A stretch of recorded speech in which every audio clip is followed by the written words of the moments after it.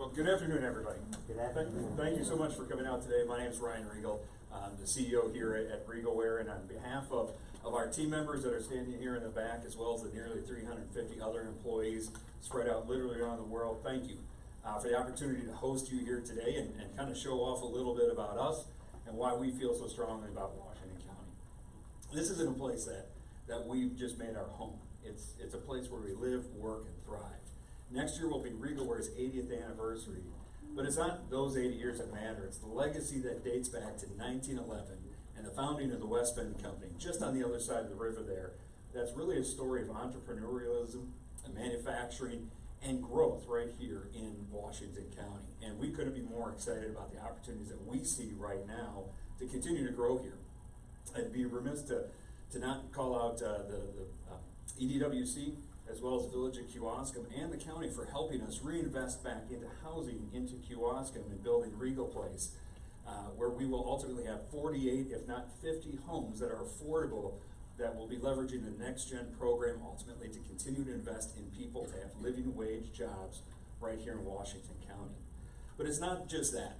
It's that we've been able to put ourselves, with the help of the community, in a position ultimately to take advantage of an incredible opportunity. Most people might be going, what the heck is SynergyOps? It's a little bit funny in my staff into this, but most people might think, what the heck is SynergyOps? And really, that's, as we continue to evolve here, it's about growth. And what it is telling the world that we are the best contract manufacturer in our space, period. And to tell you what that means, just 2 weeks ago, we had a Chinese manufacturer come here from China to talk to us about making product for them in Washington County.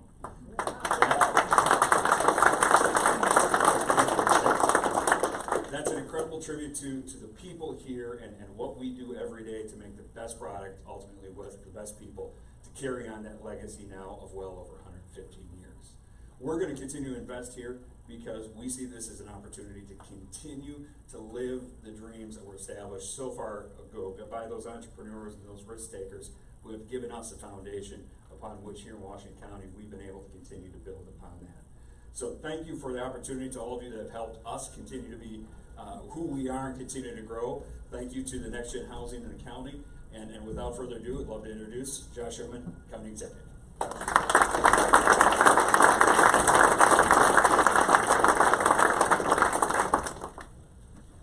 Thank you, Ryan. For those of you standing in the back, there are a number of seats. This isn't church. You can sit in the front. My father was a Lutheran minister, but my sermon isn't 3 hours like his. So I hope he's watching this as I'm saying this.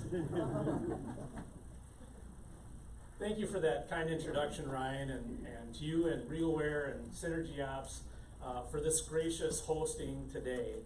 I appreciate you and Dave Decker of SynergyOps for the hospitality, hosting State of the County today. Let's give a round of applause to that whole entire group. Thank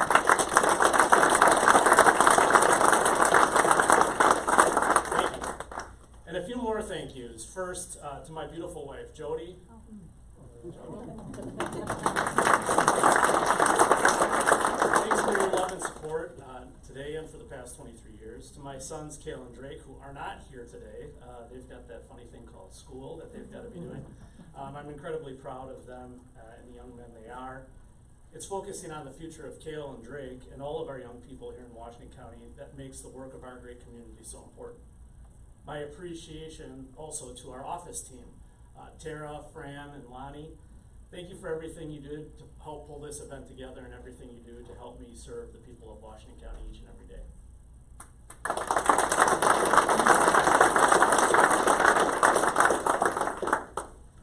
And to the rest of the team, we are so fortunate to have a network of county cabinet members, department heads, constitutional officers, county board supervisors, under the leadership of Chairman Schleif, all dedicated to our vision of our great community. Would each of you please stand to be recognized?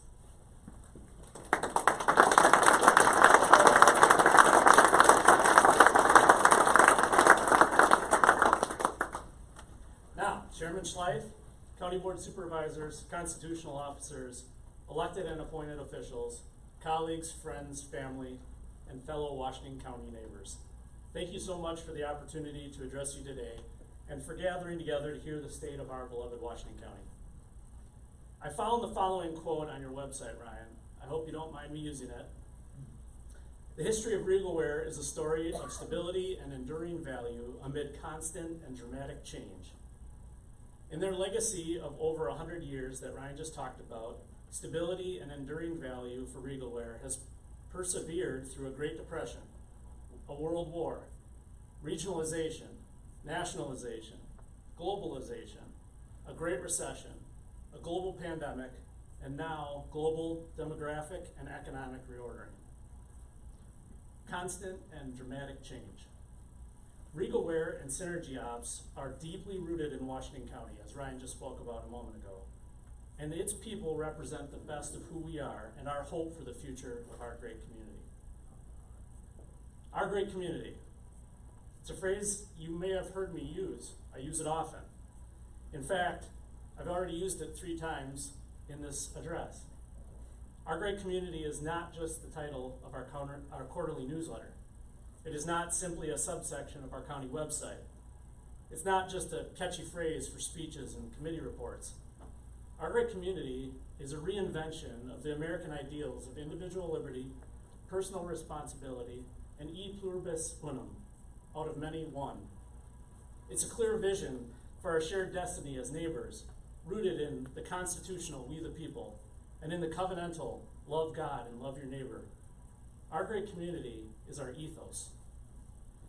According to Merriam-Webster, ethos is defined as the following: the distinguishing character, sentiment, moral nature, or guiding beliefs of a person, group, or institution. Our great community is what inspires how we live, work, and play in Washington County. It is the essence of individual liberty, personal responsibility, and we the people in practice. It is government of, by, and for the people in action. It is constitutional, covenantal, and inspirational. A week ago, my father, Reverend Randall W. Schoemann, pastored his final service as a full-time minister after 41 years of shepherding God's people across 6 different churches all across the state of Wisconsin. The proverb that has kept coming to mind since then is from the wise King Solomon and is found in Proverbs chapter 29, verse 18. Where there is no vision, the people perish, but he that keepeth the law, happy is he. The earthly story here, in American parlance, is we need to continue to strive for a more perfect union, while also holding true to our firm foundational values and our constitutional values and ideals. Over a decade ago, I came to the county as the appointed county manager. At the time, it was an organization with disorganized direction, diffuse leadership, low morale, and a dizzying array of focus on each new budget. We spent the next several years creating a mission, vision, values, and priorities, driven by our elected county supervisors. The people, through their elected representatives, cast a vision for the future and began to talk about the next decade and the next century, not just the next budget. I'm immensely proud to stand in front of you today and state that while other governments are devising new taxes and revenue schemes to try and maintain the status quo, the tough work we embarked on over a decade ago allows us to control our destiny and consider decisions and investments that will have long-term impacts. This is what the people expect in their elected representatives. Listen, consider, and act. And in Washington County, we do just that. We have kept an eye toward the future and have stayed true to our values and ideals. As a result, the state of Washington County is thriving.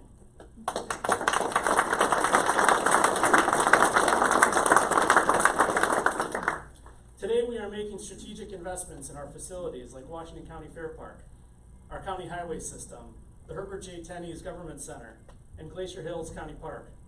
We are building a plan for the repurposing of our UWMWC campus, a vision that I like to call the Washington County Social Capital. We are proactive. We act before we are forced to react. We do it alongside our trusted partners. Trusted partners like UWM Chancellor Mark Money and Carrie Deuce have been just the kind of partner you want, as have President Bonnie Bearwald and Pete Rutler from Moraine Park Technical College. Let's thank them for their continued commitment to higher education here in Washington County.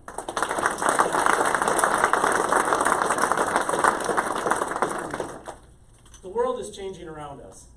Sometimes it may feel like everything is spinning out of control. It's times like these when we need principled leaders who present a clear vision and hold firm to our foundations in the gales of force winds. In Washington County, we have such leaders. We are talking in terms of the next century of our community, of our economy, and of our people. Like Regal Ware, we are providing stability and enduring value while continuing to listen, consider, and act on our priorities amid constant and dramatic change. This work is hard.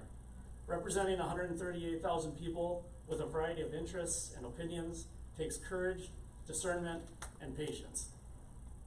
Sometimes it gets loud and messy. Frankly, at times it's downright heart-wrenching. Consider the future of our Samaritan campus. As many of you know, Washington County has been in the business of long-term care for a long time. 60 years ago, Medicare and Medicaid were in their infancy, and the private sector was largely disengaged from nursing homes. But time and circumstance are drastically changing. Today, these programs are bogged down in burdensome bureaucracy and regulation, and the private sector is fully engaged.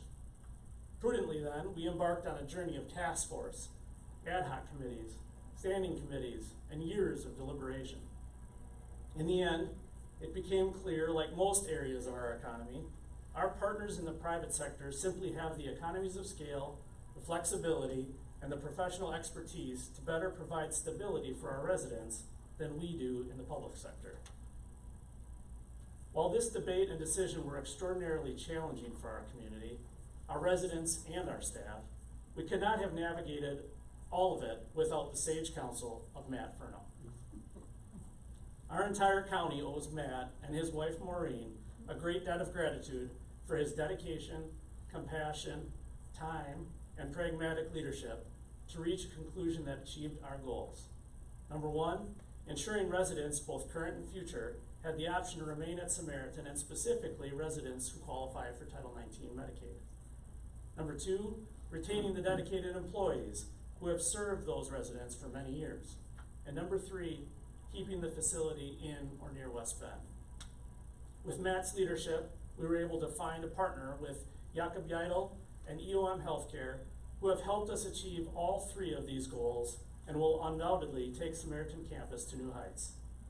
Please join me in thanking Matt for his incredible service to our great community.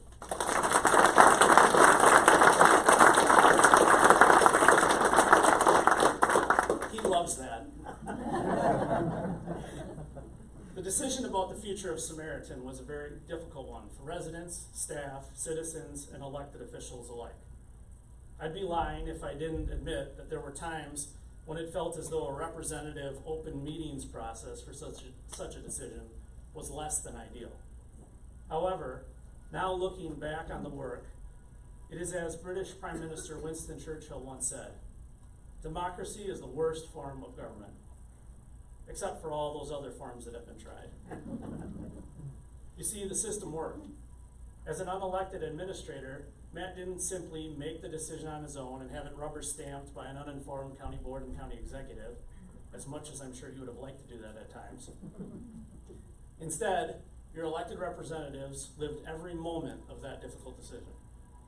We watched Supervisor Toma wrestle with the knowledge that he acquired and the opinions of his constituents. We listened as Supervisor Garath worked as hard as any part-time elected official I have ever seen to try to find a path forward to keep Samaritan a county-owned facility. We heard the voices of the residents, staff, and citizens who love the Samaritan home, along with the silence of thousands and tens of thousands more. We felt the pain as one buyer dropped out, and the joy as another came forward to prove, as their name suggests, EOM, everyone matters. This, ladies and gentlemen, is what we are so desperately missing. Leaders who will put people first and accept the responsibility of elected representation. This lack of exercising elected representative leadership and accepting accountability is a current deficiency in our American society.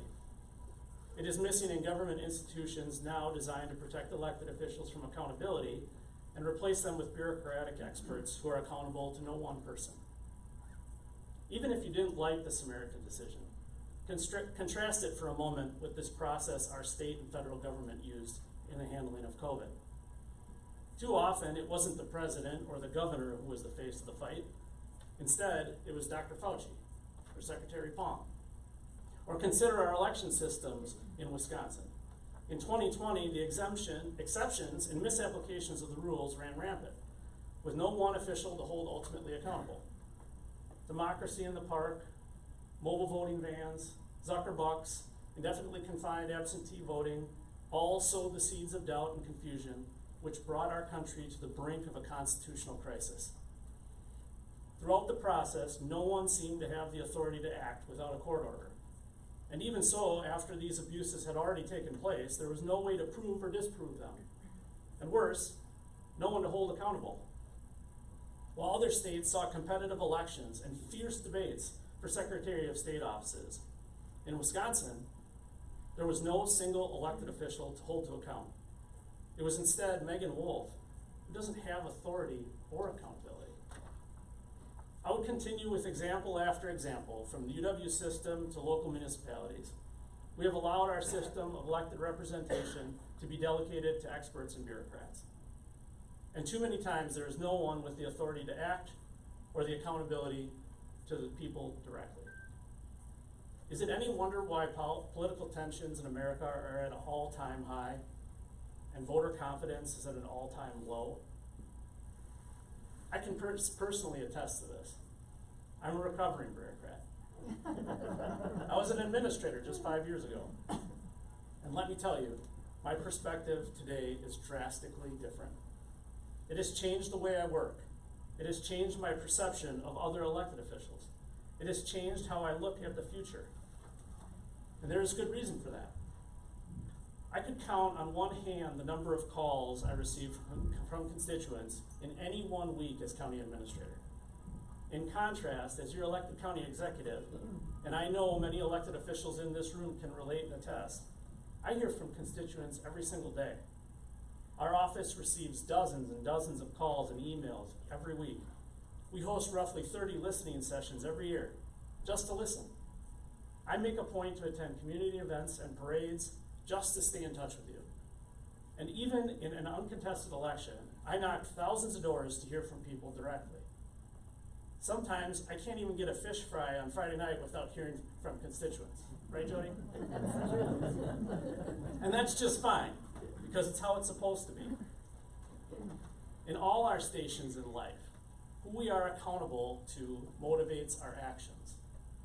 Consequently, it is crucial that fully informed and empowered elected officials have the responsibility, the authority, and the accountability to the people to lead our government.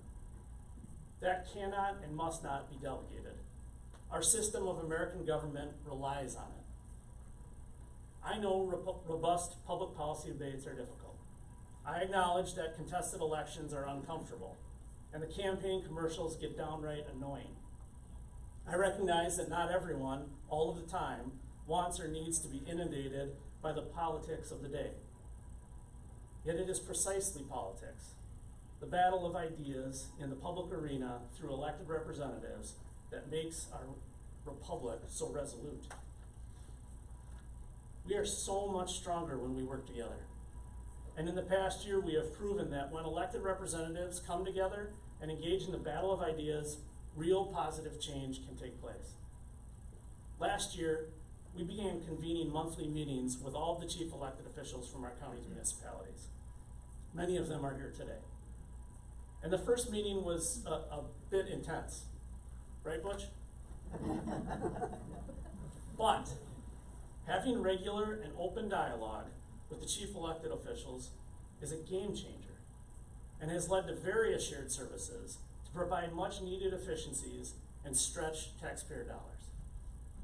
A great illustration of this cooperation is the improved working relationship with the city of West Bend. For years, the residents of the city have been vocal about the need for additional road funding.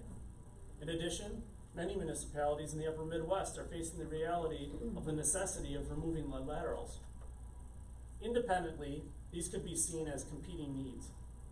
Combined, however, especially given the public health, public safety, and economic significance of removing this potentially hazardous infrastructure and the necessity of repair of the streets as a result, these public works are in direct alignment with all 5 of the county's strategic priorities: access to basic needs, economic growth and vitality, effective mobility and reliable infrastructure, safe and secure communities, and a well-governed and administered county.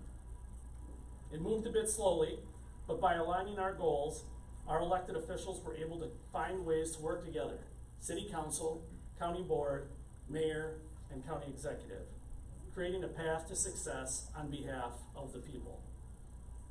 Thanks to the leadership of Mayor Joel Ongert, the City Council accepted nearly $2.5 million in county grants, which will help repave several city blocks and will directly help citizens throughout the city by removing the lead from their homes. Thank you, Mayor Ongert. Let us show our sincere appreciation to the mayor and to the city council members for finding a way to yes. I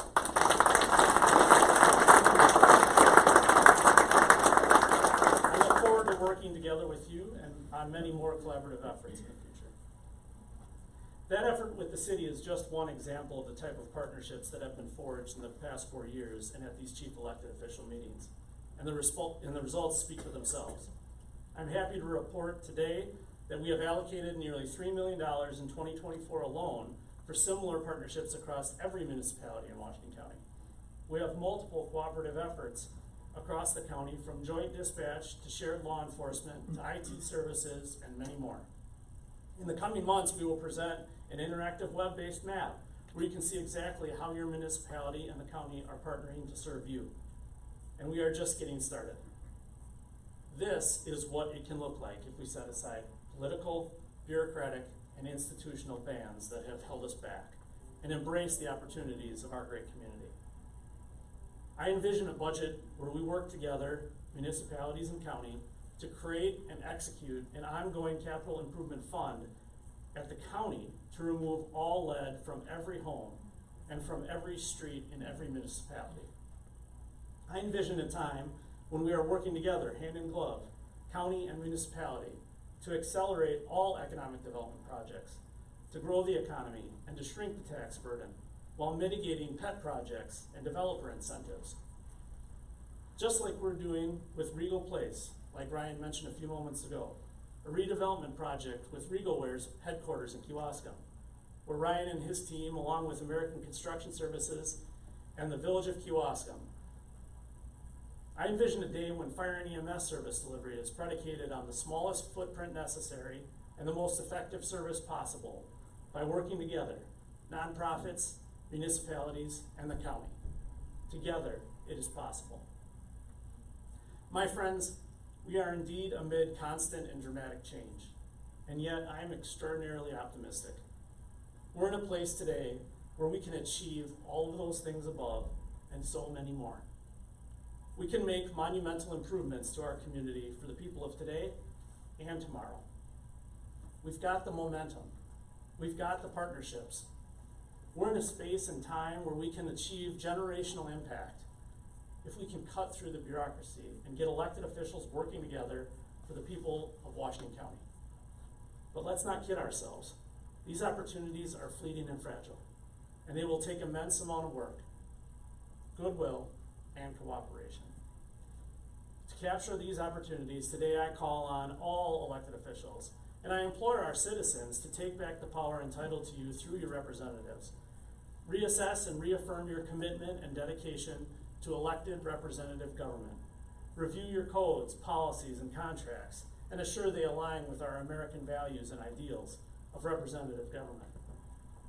Returning the power to the people and their elected representatives is the clarion call of the American experiment. Continually, we strive to achieve the promise of a more perfect union. And like any human system, at times in our journey, we do not live up to our own values. Whether it was slavery in Lincoln's day, the political machines of Teddy Roosevelt's, the military-industrial complex of Eisenhower's, or the self-serving bureaucracies and institutions of Trump's. It takes the abrupt political quake of a disruptor to bring us back to the values that define us. Whether it was Kennedy's inspiring Ask Not, Teddy's empowering Man in the Arena, or Trump's Drain the Swamp, these disruptors have led us forward while holding us accountable to our firm foundations. Our work to invest in reinforcing our firm foundations in the next generation is only beginning, and it is an investment that is sure to pay dividends for posterity. Following this event, we will be heading across the street to Loch Lomond to share the successes, discuss the necessary improvements, and preview the future of Hart and Homestead and Next Generation Housing 2.0. As you witnessed in some of the videos before the speech, the stories are breathtaking, and the lives that have been impacted are proof of how our great community works. For those of you who doubt our next generation, I implore you to walk the streets of the Oaks of Jackson, or notice a Hart and Homestead beneficiary earning back their incentive at a local church, at a festival, at a local volunteer fire company. The future is bright if we work together and create the environment for that opportunity. As Robert Putnam, author of Bowling Alone, suggested, the responsibility is ours then to retrain, retool, and empower our people for active citizenship. This must be done through the work of building social capital, giving our people a chance to earn the American dream, while contributing to the very churches, civic groups, and nonprofits who will give them the training, tools, and power to serve their community. In the words of James Madison, a well-instructed people alone can be permanently a free people. Done properly, these active citizens will take back their government from bureaucratic machine and will elect political entrepreneurs who can effectively translate the will of the people into policies and programs that garner bipartisan support. Essential to all of this, however, is the importance of the integrity of our election system. If we are to live up to the ideals of our American Republic, people must have supreme confidence in our elections. As Thomas Jefferson said, we in America do not have government by majority. We have government by the majority who participate. This is why in recent months, County Clerk Ashley Reichert has brought forward courageous and innovative initiatives with the goal to bolster public confidence and to create the environment for all citizens to participate. Most recently, this past May, the County Board unanimously approved an election integrity package, which will be implemented ahead of the November 2024 general election. The county will provide $150,000 and more if we need to in financial reimbursement and incentive to local municipalities at 150% of the actual costs for additional poll workers, election inspectors, and additional hours for the clerks. This election integrity package provides the following. It enhances in-person absentee hours that will allow our communities to provide extended voting hours currently only available in large cities. It allows election audits on the night of the election. It allows countywide election audits in the week after. It discontinues central count, which will allow for the count of absentee ballots to be back at the polling locations rather than transferred to another location, and it will end the bad practice of numbering envelopes and ballots. I am pleased to report that as of today, we have 3 municipalities that have planned to conduct election night audits, and 20 municipalities that have indicated their intentions to provide extended hours for early voting, resulting in an anticipated additional 200 hours throughout the county in November. I look forward to all of our municipalities cooperating to empower our people and build trust in our election processes. And now, we are even hearing from counties across Wisconsin that they too want to follow our lead. What an exciting time to be part of Washington County. Thank you to each and every municipal clerk and poll worker who uphold the integrity of our elections here in Washington County. Please join me in thanking all of them, as well as County Clerk Ashley Reichert and her team for their partnership and leadership.